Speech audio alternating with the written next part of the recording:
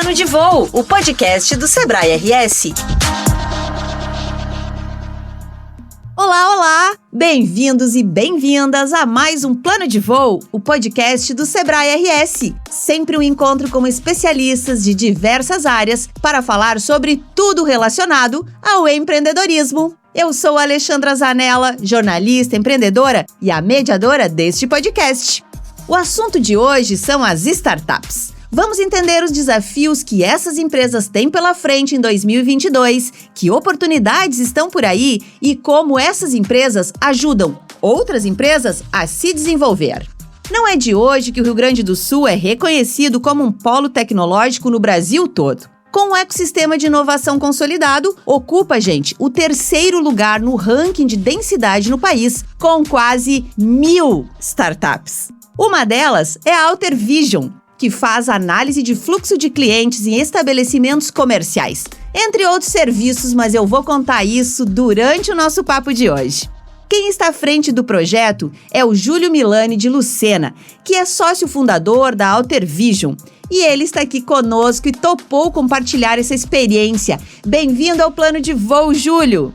Muito obrigado, olá a todos. E o Sebrae RS, é claro, é um grande incentivador desse ecossistema. São diversos projetos apoiados. E o João Antônio Pinheiro Neto é gestor dos programas de startups do Sebrae e chega aqui no Plano de Voo para falar sobre essas iniciativas todas. João, bem-vindo ao Plano de Voo. Obrigado, Alexandra. Obrigado, Júlio, por ter aceitado aí nosso convite.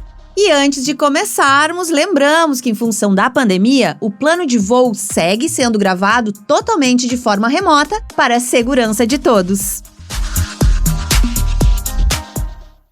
Júlio, primeiro parabéns, cara. Tua startup, Alter Vision, ela já foi destaque e tem sido destaque em diversos programas que participa, né? E desde que iniciou a operação tem tido resultados bem interessantes.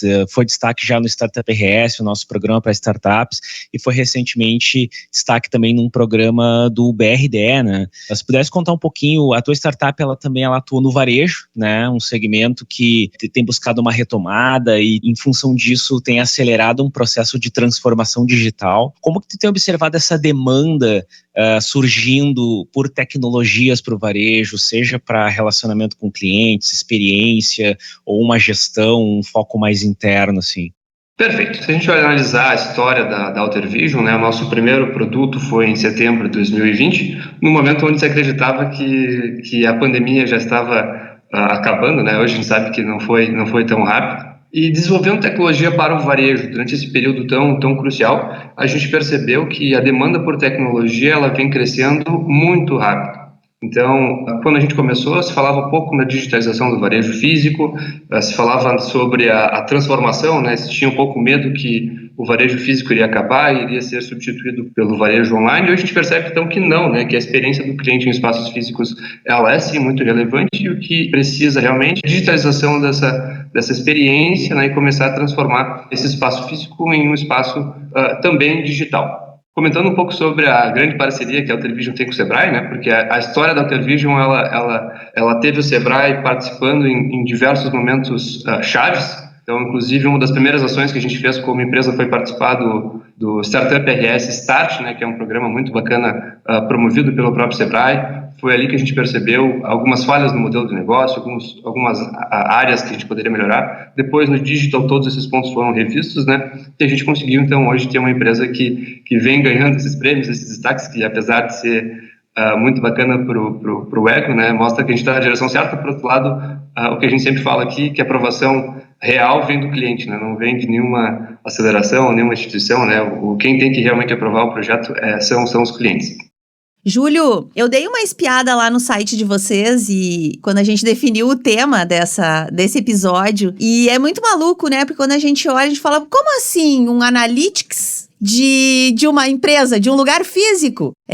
Pode dar um nó na cabeça da gente, né, João? Quem não tá acostumado com isso, como assim? E eu queria que antes a gente entrar nesse tema tão legal das startups e o que esperar, e tu tá contando aí da tua empresa, né, que é bem nova e que também viu uma oportunidade de mercado durante a pandemia, mas eu queria que tu nos contasse um pouquinho aí o que exatamente a Alter Vision faz. Conta na prática, se eu entrar numa loja de varejo que tiver o serviço de vocês, o que vai acontecer? Sim, então perfeito, né? O problema que a gente está atacando é justamente a diferença que os varejistas trabalham entre o varejo físico e o digital. Pegando, por exemplo, o varejo digital, né? Se a gente procura no Google uma geladeira, vamos supor. A gente procura geladeira, a gente entra em alguns sites de e-commerce, a gente começa a procurar informações. A maior parte das nossas ações realizadas digitalmente são rastreadas. Ou seja, você sabe a taxa de abandonno de carrinho, você sabe quantas vezes se clicou na página, quanto tempo em média ficou em cada uma delas. E, em geral, quando a gente vai para o varejo físico, isso não é a realidade. O varejo físico está acostumado a medir menos métricas, que em geral são apenas 3, que é ticket médio, peças por atendimento, faturamento, e tem uma série de informações sobre o comportamento dos clientes que são valiosíssimas e se perdem. Claro, né, que a gente sabe que capturar dados do varejo físico é uma grande dificuldade. As ações não são digitais, são pessoas que conversam, que interagem, que se locomovem dentro de um espaço físico. O que a gente fez, né, então o grande pulo do gato foi conseguir uma forma simples, eficaz, com uma boa acurácia, de começar a capturar esses dados sem mexer na privacidade das pessoas, né? Então, a LGPD para nós é algo que a gente se preocupava com isso muito antes da LGPD, né? Então, em respeitar a privacidade das pessoas sempre foi uma preocupação nossa, mas a gente consegue entregar informações que são também muito relevantes para o varejo, mantendo essa privacidade, né? A gente faz isso através da própria infraestrutura de câmeras de segurança. Então, é muito comum, principalmente no Brasil, o varejista já ter uma ampla infraestrutura de câmeras de segurança já instaladas na loja. Em geral, essas câmeras elas não são muito analisadas, elas estão ali para, caso ocorra algum evento excepcional, elas vão ser observadas, né? Então, a gente faz a observação dessas imagens em tempo real, justamente para começar a colher informações sobre quantas pessoas entram nas lojas, sexo, faixa etária, por onde elas passam, quanto tempo elas ficam. Então, uma série de informações muito interessantes para quem faz gestão de vendas, tudo isso utilizando a infraestrutura que já existe, né? Então, tornando todo o processo muito mais prático. E mais barato? E mais barato, com certeza. É porque, né, João, a gente escuta muito ainda, e aqui a gente tem discutido muito, trazido esse tema de que tecnologia e inovação ainda estão muito ligadas a alto investimento, né? E a gente acha que aqui no Plano de Voo tem batido muito nessa tecla de que às vezes a inovação está no WhatsApp, no atendimento pelo WhatsApp, ou nesse caso aproveitando então, alô gente que tá pensando nisso, tem possibilidade com custo menor. Inclusive, nessa linha, a gente fala sobre os 5 Ds da digitalização, né? Então, a primeira geralmente é a digitalização, um processo que vem depois, em geral, é a decepção. Se a gente pega, por exemplo, quando as câmeras digitais entraram no mercado, substituindo as câmeras de filme, tinha uma grande decepção generalizada, porque as imagens, em geral, eram de pior qualidade. Depois tem a disrupção, né? Então é um processo irreversível da digitalização. É muito raro hoje a gente encontrar uma câmera com filme. Depois vem os processos de democratização. Então, em geral, a digitalização permite um acesso a mais pessoas. E, por fim, a dematerialização, ou seja, a gente consegue processos digitais que não envolvem hardware, né, são 100% digitais, e no fim a desmonetização. Então a gente tem, por exemplo, hoje serviços de alta qualidade como Google, Facebook, YouTube, sendo oferecidos de forma gratuita. Então, em geral, a tecnologia ela começa com essa decepção de precisar altos investimentos com retornos que são muito futuros, mas no fim do processo acaba sempre sendo mais barato, mais prático e melhor para todos. Sem dúvida. E, Júlio, se pudesse contar um pouquinho como é que está o estágio de vocês hoje da Outer Vision, a trajetória de mercado, e aí os planos e as perspectivas aí para 2022 também, o que vocês têm na alça de mira, vamos dizer assim, de vocês no mercado? O nosso produto, como eu comentei antes, ele foi desenvolvido e validado durante a pandemia, né? O que para nós é um grande argumento, além do argumento de venda, é um grande validador do produto em si, porque até hoje nós não tivemos nenhum churn, né? Então todos os lojistas que confiaram em nós para instalar o sistema continuam na plataforma, o que é para nós muito positivo. E nesse contexto de retomada econômica, né? Então diversos varejistas que não tinham como prioridade esse tipo de análise no passado, estão nos procurando agora para instalar em 2022, o que é para nós um motivo de grande otimismo, né, para esse ano. Em termos de estágio, né, então a nossa empresa está em tração, escala, a gente está com, hoje, em janeiro de 2022, a gente está com 190 dispositivos espalhados pelas 5 regiões do Brasil, então o nosso modelo de negócio ele permite a gente operar de forma remota, né, sem ter que fazer a locomoção física como os nossos competidores. Então a gente está hoje presente em todo o Brasil com quase 200 dispositivos, né, realizando as nossas análises.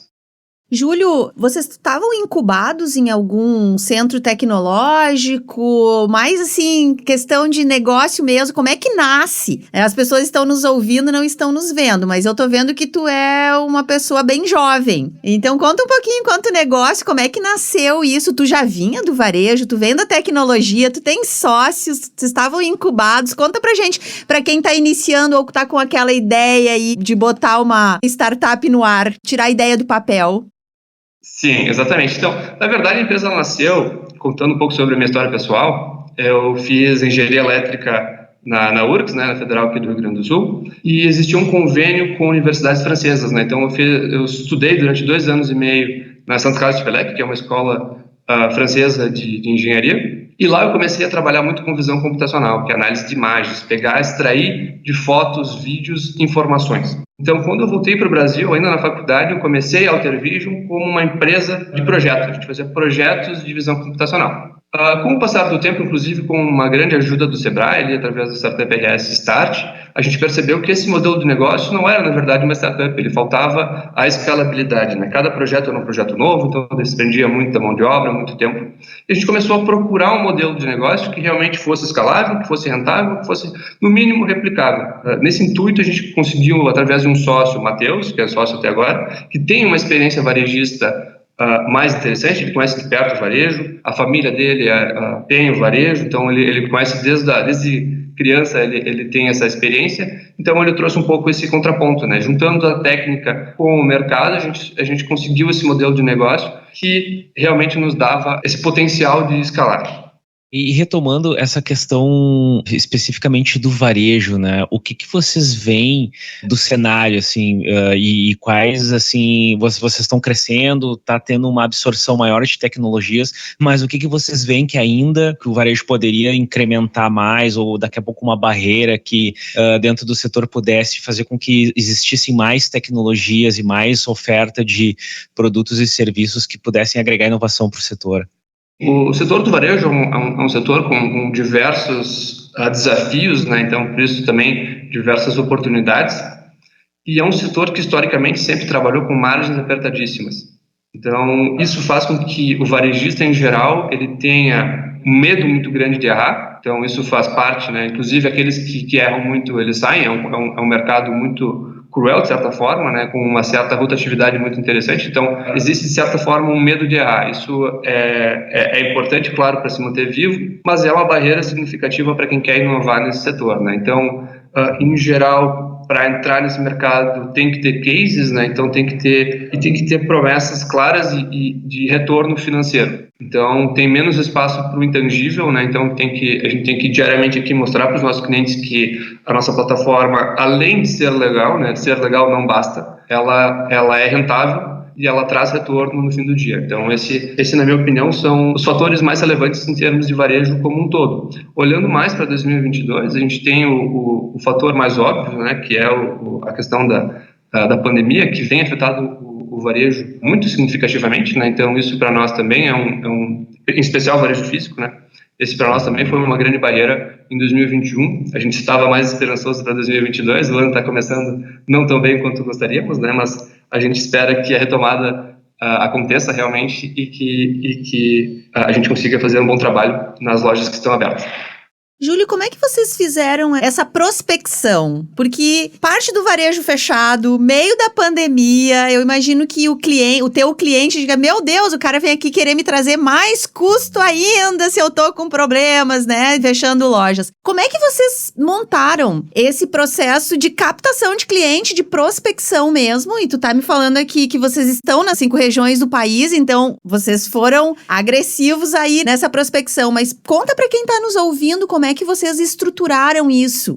Exatamente, inclusive contando um pouco da história ali no início da empresa, existiam varejistas que nunca tiveram interesse na quantidade de pessoas que entram em suas lojas, que começaram a ter devido à pandemia, né? Então, existem espaços físicos com restrição de pessoas, então aqui tem que ter 500 pessoas, e aí eles tinham essa imagem de que não gostariam de fazer a contratação de um hardware específico para isso, sim que gostariam de achar uma alternativa. A nossa alternativa ela se encaixa bem nesse modelo, porque ela é ela é digital, ela é mais leve. Passado esse momento de restrição de pessoas, continuam com o sistema até hoje porque perceberam que esses dados são sim relevantes. A prospecção em momento de pandemia para o varejo, vendendo inovação, ela é sim um desafio, né? Ela não é fácil, mas a partir do momento que tu prova para qualquer pessoa, né, que a tua ferramenta ela traz retorno financeiro, acaba sendo uma negociação muito mais fluida, né? Então a gente tem cases de retorno financeiro, a gente oferece prova de conceito gratuita, isso sim é um grande diferencial para conseguir se inserir nesse meio, né? Então a gente oferece um período gratuito, inclusive para todos que estão ouvindo e quiserem testar os nossos sistemas, podem entrar em contato. Atenção, 7 dias gratuito! Para os ouvintes 30. Pô, hein, João? Plano de voo pô, a gente tá bem, hein, João? Exclusivo. Exclusivo. Muito bom, muito bom. Júlio, queria voltar um pouquinho nas origens ali. A Alexandra tocou bem nesse ponto da equipe, né, que é fundamental aí para uma startup, principalmente nesses primeiros passos que são poucas pessoas, né, principalmente os sócios, que são aqueles que vão de fato liderar esse processo de entrada no mercado e crescimento da startup. Vocês começaram na universidade, né, ligados à universidade, teve a oportunidade de conhecer também um mercado fora, né, e se desenvolver tecnicamente na França, como tu comentaste, durante um bom tempo. E como vocês veem o papel, e aí deixando tipo assim um conselho para quem está hoje na universidade, né, buscando daqui a pouco, tendo uma ideia de empreender, como vocês veem o papel da universidade, seja de uma incubadora, de um parque tecnológico, nesse processo, e o que quem está pensando em desenvolver uma startup precisa ter em mente dentro de uma universidade, de um parque, que ferramentas ele pode procurar e de que maneira ele pode pensar o mercado a partir da universidade? Perfeito. Bom, minha primeira sugestão é se lançar. Então, hoje a gente pega, por exemplo, os riscos associados, até desmistificando alguns mitos que envolvem o empreendedorismo, né? Hoje, empreender, na minha concepção, não envolve tantos riscos como já foi outra vez. O que eu quero dizer com isso? A gente trabalha com startups, né? Parte digital e tal. Risco financeiro, o único risco financeiro é perda de tempo. Óbvio que isso aí é significativo, né? Tem que trabalhar durante muito tempo sem remuneração nenhuma. Isso eu entendo que não seja algo que todas as pessoas consigam fazer. Mas isso é muito diferente do que quem empreendia há 100 anos atrás, que além de ter que trabalhar muito tempo sem receber nada, tinha que investir um capital inicial muito interessante. Vamos supor que uma pessoa quer montar uma metalúrgica, um restaurante, um negócio tradicional. Isso envolve um risco financeiro muito mais interessante do que hoje em dia, que só precisa a técnica, né? Precisa saber trabalhar com o digital, e um computador que em geral é uma ferramenta de certa forma acessível quando a gente põe no meio de empreendimentos. Então, a partir disso, eu acho que a universidade é um momento muito interessante de empreender, né? Isso era uma dúvida que eu tinha quando eu retornei da França, né? Se era o momento de empreender ou talvez de coletar mais experiências para, em um segundo momento, dar uma aposta mais assertiva. E hoje eu vejo que a decisão foi bem tomada em empreender, porque mesmo em termos de experiências é muito mais gratificante o empreendedorismo do que uma alternativa como um estágio ou um primeiro emprego, né? Então, eu tenho, durante a minha faculdade, acompanhei diversos colegas que também se lançaram no empreendedorismo. Hoje, alguns continuam em seus empreendimentos, outros já foram para o mercado de trabalho. E aqueles que foram para o mercado de trabalho também conseguiram boas posições justamente por causa dessa experiência empreendedora, né? Então, para quem está na faculdade, quem tem essa ideia, quem tem um problema e gostaria de resolver, eu sugiro fortemente se lançar. Eu acho que, no pior dos casos, é uma boa experiência para se ter. E uma segunda coisa que eu gostaria de falar também, em especial para aqueles que têm a ideia, querem lançar o produto no mercado e talvez não tenham as competências técnicas de desenvolver um produto digital, ainda mais com toda a complexidade que existe nesse tema hoje em dia. Eu acredito que os fundadores precisam ter algum tipo de conhecimento técnico sobre o seu produto. Quando a gente fala em empresas que possuem produtos digitais, não precisa ser todos, mas algum fundador, no mínimo, algum sócio, tem que ter domínio desse produto, né? Então, indo nessa linha, o contraponto é que não é tão difícil assim fazer um MVP, aprender a programar o suficiente para lançar um produto digital no mercado. Isso é algo que é factível, não é um bicho de 7 cabeças. Hoje em dia tem muitas ferramentas que facilitam esse processo. Então eu sugeriria para aqueles que querem se lançar, mas talvez não tenham a capacidade, estão procurando um outro sócio ou estão querendo contratar um terceirizado para fazer o produto da empresa, eu diria para essas pessoas aprender a programar, que é uma experiência interessante e que não é tão difícil assim. Ouvindo vocês falar aqui sobre isso, sobre ter estudado fora, sobre ter buscado, sobre ter parceiros, ter o apoio da universidade, né? Eu penso que aqui um dado que eu trouxe lá no início aí, João e Júlio, de que o Rio Grande do Sul estamos em terceiro aí no ranking, né, do país em startups. Eu acho que desde que acompanha esse tema, eu sempre escuto isso, de que o Rio Grande do Sul é um estado com DNA inovador, especialmente para tecnologia, né? Se a gente pensar, a gente tem grandes empresas multinacionais que nasceram aqui. E João e Júlio, vocês que estão, assim, dentro desse tema, né, das startups, acompanhando todos os dias, o João deve ver nascer e morrer, infelizmente, tantas empresas, né, João, nesse tempo lá no Sebrae. Vocês acham que está no nosso ar, assim, que a gente tem suficiente ou que a gente tem ainda espaço para crescer? Tu acha que as universidades aqui no estado, elas estão abertas e procurando esse tipo de negócio? Como é que vocês veem isso aqui no estado? Sim, com certeza, né? Então, hoje a gente está incubado aqui no Centro de Empreendimentos da Informática, né? O CEI da URGS. A gente já participou, como comentou o João, a gente ganhou um prêmio agora do BR Labs, que teve uma aceleração em conjunto com a Fevale Tecpar. Então, a gente teve um bom contato com o pessoal da Fevale, o pessoal de inovação da Fevale. A gente também conhece aqui o pessoal da Tecnopuc. Então, só essas 3 grandes instituições, né, a Fevale, a PUC, a URGS, mas eu também sei que a Unicinos e outras universidades aqui na região metropolitana têm desempenhado um papel muito importante, né? Muitas startups nasceram nesses ecossistemas e hoje tem destaque nacional e até internacional em alguns casos. Então, eu sim acredito que as universidades têm um papel muito importante nesse sentido, né?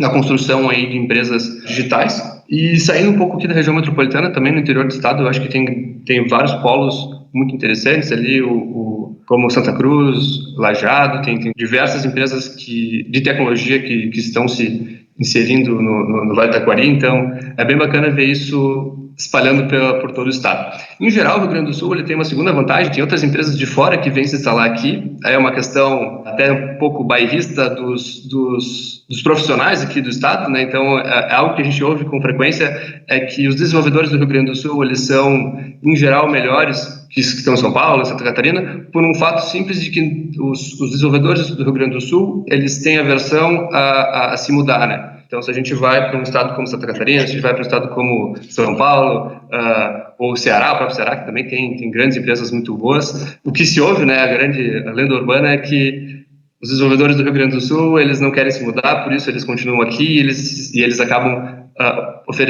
acaba sendo que o mercado seja favorável para as empresas, né? O que será, gente? Será a água ou será o nosso pôr do sol? Ou o medo de não ter um bom churrasco, hein?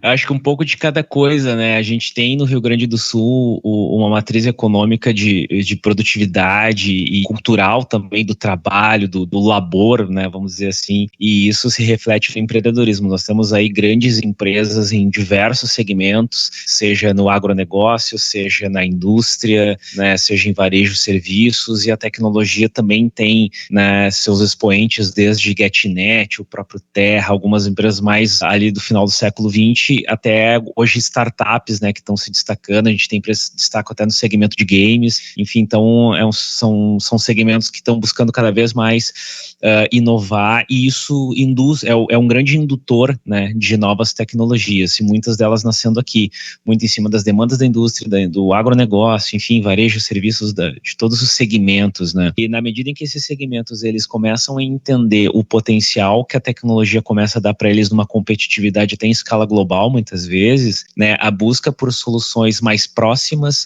e até com um investimento menor de entrada, e muitas vezes com a flexibilidade que a startup tem de resolver um problema muito específico, mas que é um problema de um grande número de clientes. Essa flexibilidade faz com que muitas vezes, né, essas empresas médias, grandes, elas busquem soluções de startups. Esse movimento tem acontecido cada vez mais, né? Para entender o que está sendo feito aqui, que problemas essas startups resolvem, né, de que forma a gente pode construir coisas juntos, eu apresentando os meus processos, as minhas dores e daqui a pouco trazendo uma startup que possa somar e resolver esses problemas.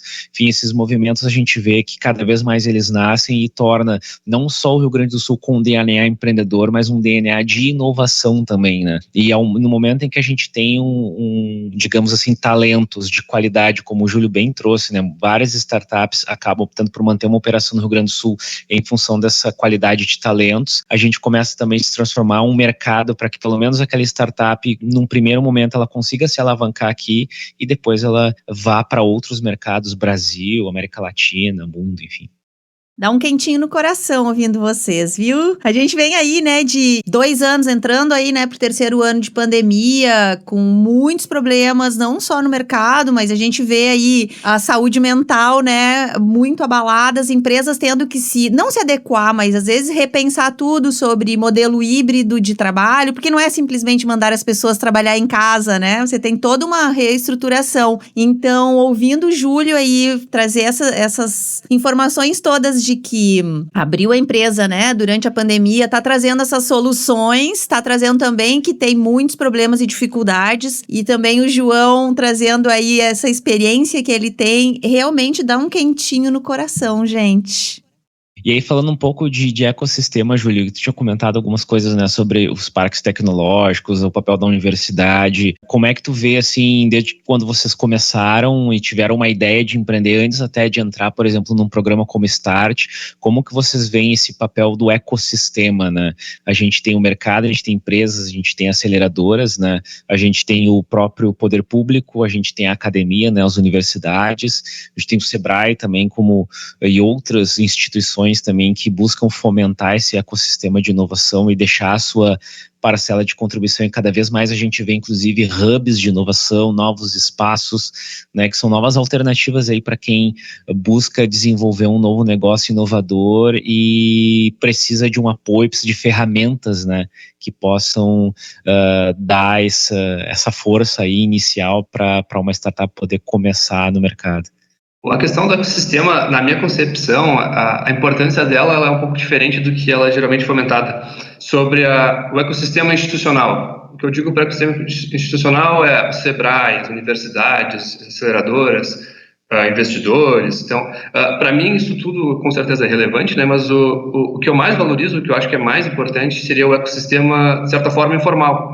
Ou seja, aquela pessoa que está pensando em empreender, se ela já conhece alguém que empreendeu, se ela já conhece alguém que teve uma experiência semelhante ou alguém disposto a conversar com ela no WhatsApp sobre como tirar isso do papel, no meu ponto de vista, ter essa rede de apoio, assim, mais pessoa a pessoa, é muito mais importante do que ter uma instituição que acolheria ela, que daria um espaço físico, que daria mentoria e tal. Claro que um ajuda o outro, né? E obviamente, se tiver uma instituição por trás que fomente esse tipo de coisa, com certeza o segundo também vai ser mais relevante.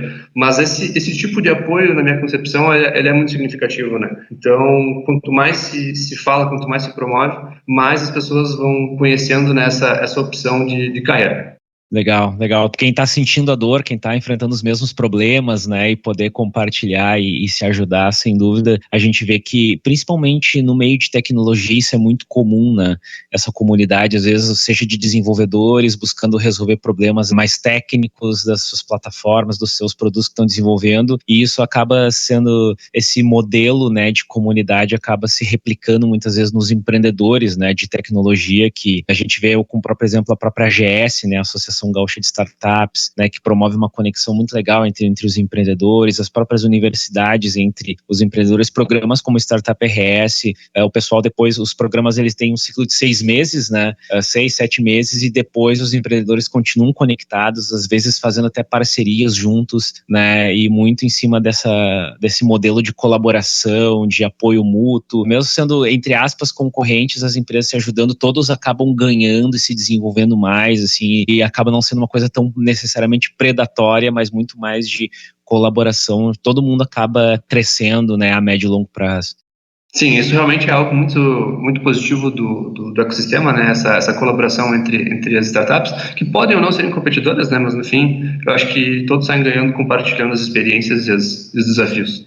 Eu acho que tem uma palavra aí que segue na moda, né? A gente já está meio cansado dela, mas a gente está falando muito sobre cocriar, né? Cocriação, romper as paredes, sair da caixinha, né? E não sair da caixinha para pensar o projeto e depois voltar para dentro da caixinha com o projeto, né? A gente precisa quebrar essas barreiras e a impressão que eu tenho é que as startups abrem muito esse espaço. E eu tenho achado muito interessante essa cruza. O que vocês acham disso? Vocês que estão super dentro aí. Essa cruz aí tem comunicador, tem desenvolvedor, tem um filósofo, tem professor. Às vezes a gente encontra profissionais, você fala, nossa, esse profissional formado nisso dentro da área de tecnologia, que loucura é essa?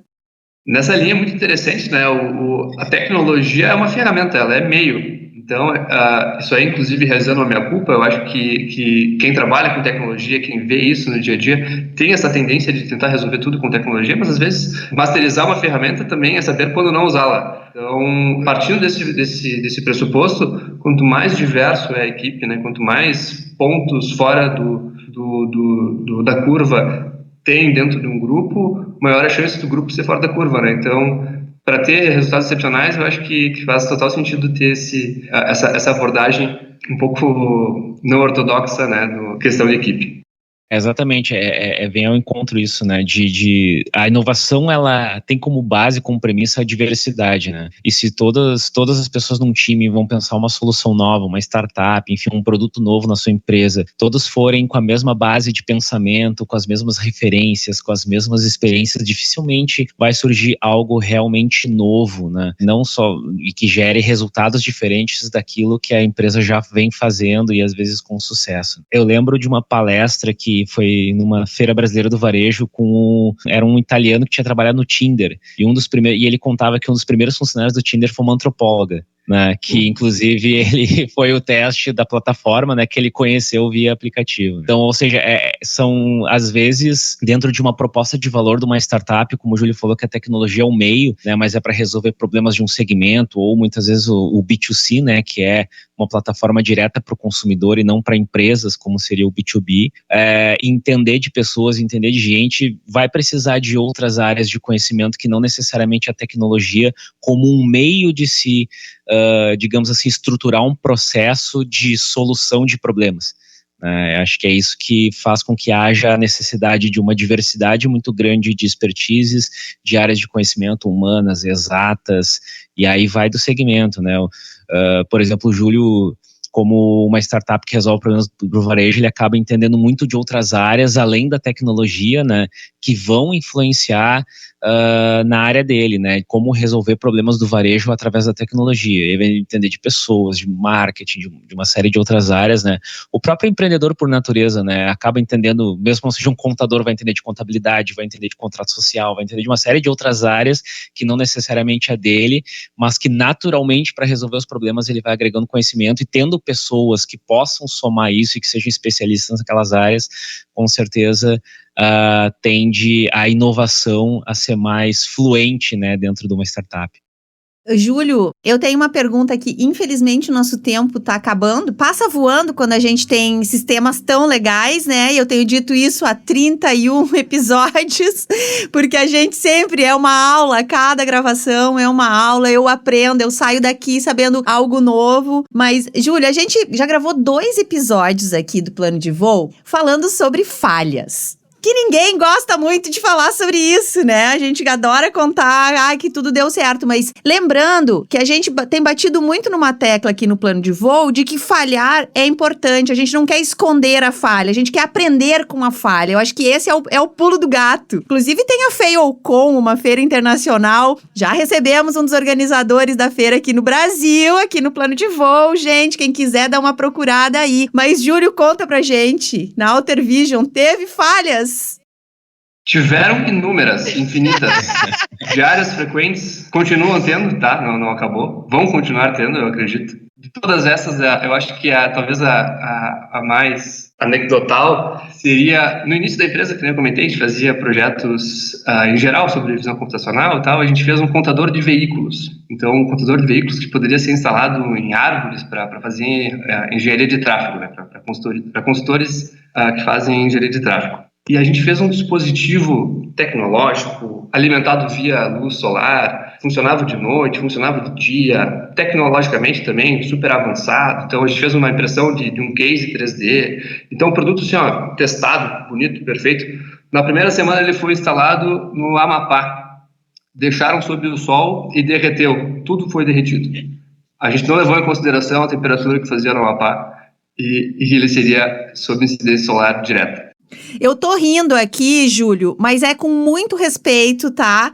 Eu tô rindo de nervosa com essa história que você tá contando. Não, faz parte. E é bacana, porque o projeto a gente tentou pensar em tudo, mas não tem como pensar em tudo. A experiência vai trazendo isso. Então, é muito importante errar. Agora a gente sabe, né, que no próximo projeto a gente não faria da mesma forma. E justamente, né, eu acho que a quantidade de erros ela é proporcional à quantidade de acertos. Então tomara que a gente continue errando muito.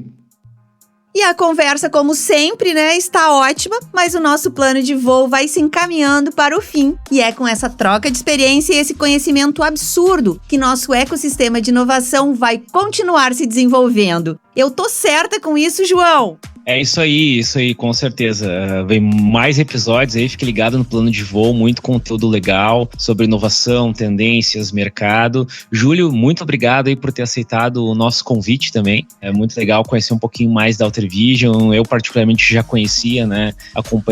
Tenho acompanhado de perto aí a evolução de vocês, muito legal ver vocês nessa trajetória aí, perspectivas super positivas, né? E que bom que a gente teve um curto espaço aqui para conhecer um pouquinho mais da Outer Vision, da tua visão também como empreendedor, também é algo sempre muito legal e sempre enriquece, né? Assim como a Alexandra falou, eu também aprendo muito com os empreendedores, com as startups, todo dia uma coisa nova, né? E o ciclo de novidades e de informação sobre inovação, ele é muito grande, faz com que a gente esteja aprendendo a todo tempo. E aí vale também falar que nossos programas para startups, quem quiser conhecer um pouquinho mais, é sebrae-rs.com.br/startups, é o site do Startup RS. Temos programas por estágio, Start, Digital, Scale. Então, independentemente do estágio que a tua startup tiver, a gente pode ajudar. Quem quiser saber mais é só entrar no site e verificar tudo sobre os programas. A gente fica super à disposição também para ajudar.